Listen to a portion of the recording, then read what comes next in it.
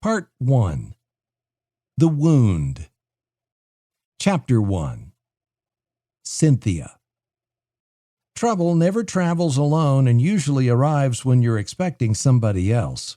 It's predictable, like bad weather. And if you find something good happening in your life, watch out for dark clouds.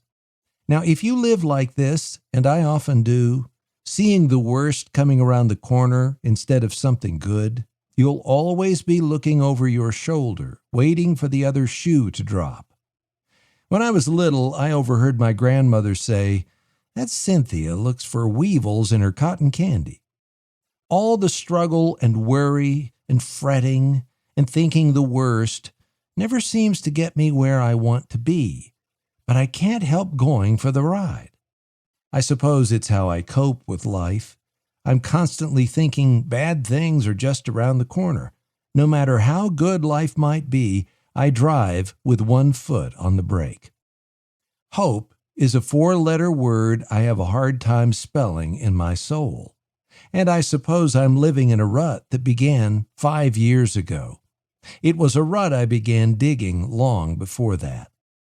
Elizabeth, my twin sister, had gone through a rut of her own with her husband, Tony. I don't want to go into it, but Tony had gotten into trouble. Well, I said I wasn't going to go into it. Things had turned around for them eventually, so I thought maybe that might happen to me. Instead, the wheels came off the I do I said to my husband, Darren, because his I do had become I don't care anymore.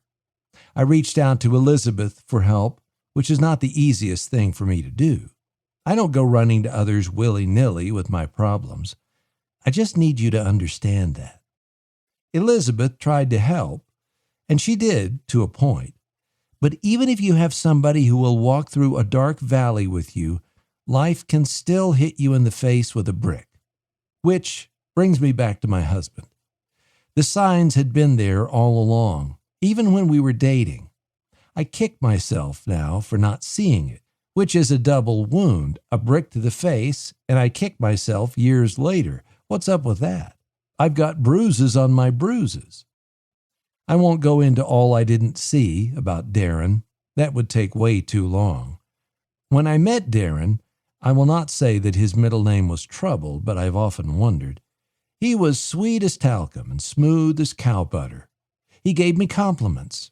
He told me how pretty I was, seemed amazed at my intelligence and vocabulary, and he would look at me with a twinkle in his eye, like he saw something deep inside me. And that smile of his, it could melt an iceberg. There didn't seem to be anything he wouldn't do to win my heart. I should have seen what others saw. I'm talking about Elizabeth. But there are things you can't hear or see when you're under the spell of what you think is love. It's like that blind man by the side of the road in the Bible. When he finally made it to Jesus, the Lord asked what he wanted, and the man said, "Rabbi, I want to see." I wish I had prayed that, but I didn't want to see.